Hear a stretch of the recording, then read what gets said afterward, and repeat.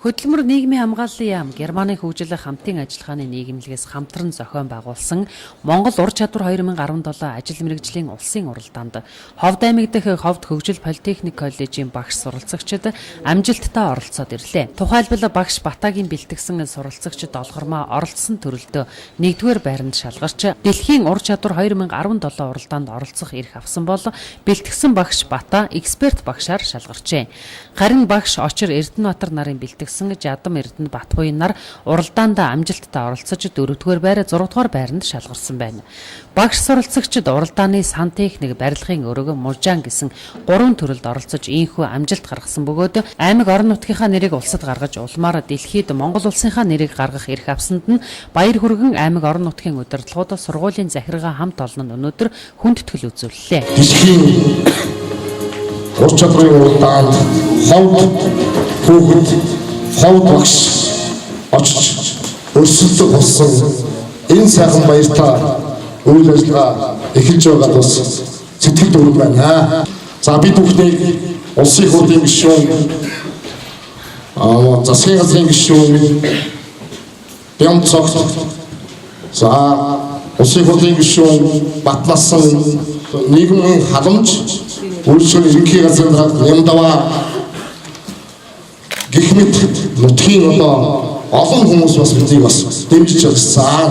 Энэ хүмүүстээ бас Ховд хөгжил политехник коллежийн нэрийн өмнөөс чөлөөтэй талбарыг бас илэрхийлж байна. Ховд аймгийн зүгээс бол мэрэгжил олгодог энэ сургалтын төвөдөө бол байнга дэмжиж хамтран ажилланаа. Энэ тухай бол одоо аймгийн стратегийн үйл ажиллагааны 16-аас 20 оны хөтөлбөрт бол өргөндлөөр тусгагдсан байгаа. Олон мэрэгжилтнүүдийг бэлтгэх тэр дундаа баруун бүст хамгийн чухал байгаа мэрэгжилтнүүдийг бэлтгэн гаргах тал дээр бол онцгой анхаарна гэж. Манай аймагт бол боловсон хүчний судалгаагаар бол өнөөдөр ажил эрэлхийлж байгаа, ажил хайж байгаа хүмүүсийн судалгааг үзэхэд бол мэрэгжлийн одоо энэ харьцаа бол алдагдсан байна. Ховд аймагт бол одоо багш нар маш их илүүдэлтэй байна.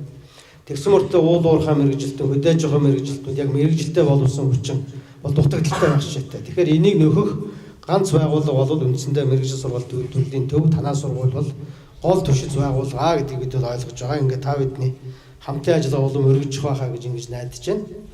За тэгээд энэ жилийн одоо 2017 улсын уралдаанд амжилттай оролцож дэлхийн тэмцээнд оролцохоор одоо эрхээ авсан Бата багштай Долгормоо гэдэг энэ одоо сурагч өнөөдөр эрхээ авсан Абу Дабид болох 7 сард болох тэмцээнд оролцох болсон байна. Ингээд ховдчуудынхаа нэрийг гаргаж Монгол улсынхаа нэрийг гаргаж энэ тэмцээнд одоо үр дүнтэй сайн оролцохын ёроолыг бас өргөн дэвшүүлье. Монгол ур чадвар улсын уралдааныг 2013 оноос хойш жил бүр тогтмол зохион байгуулж байгаа бөгөөд энэ удаагийн уралдаанд Монгол улсын хэмжээнд үйл ажиллагаа явуулж байгаа 91 коллежээс уралдааны 1-р шатнаас шалгарсан 36 суралцагч сан техник, мужаан, барилгын өрөг, гагнуур, цахилгаан гэсэн мэрэгжлийн 5 төрөлд өрсөлдөж Ховд аймгийн багш сурагчид ийхүү амжилт үзүүлсэн байна. Улсын уралдаанд амжилт гаргаж дэлхийн ур чадварын уралдаанд оролцох эрх авсан багш Бата суралцагч Долгормоо нарт аймгийн засаг дарга тус бүр 500 мянган төгрөгийн шагнал олгосон бол сургуулийн захиргаанаас мөнгөн шагналд цалингийн нэмэгдэл олгож өргөнжлөл хадгалууллаа.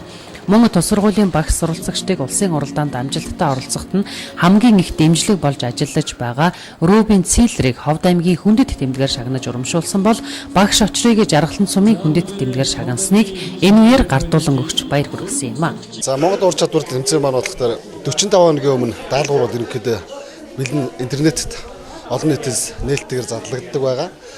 Тэгээд оролцогч маань нийт 45 хоногийн хугацаанд бэлтгэл сургалтаа хийсэн. Тэгээд яг тэмцээний өдөр болохоор даалгавар маань 30% нь өөрчлөгдөж гарч ирдэг. Бид Германы олон улсын хамтын ажиллагааны нийгэмлэгийн түншлэлд суралцсан мэрэгжлийн боловсрол төслийн зөвлөх Рубин Циллертэй хамтран 2 сар орчмын хугацаанд бэлтгэл сургалтаа хийсэн байгаа.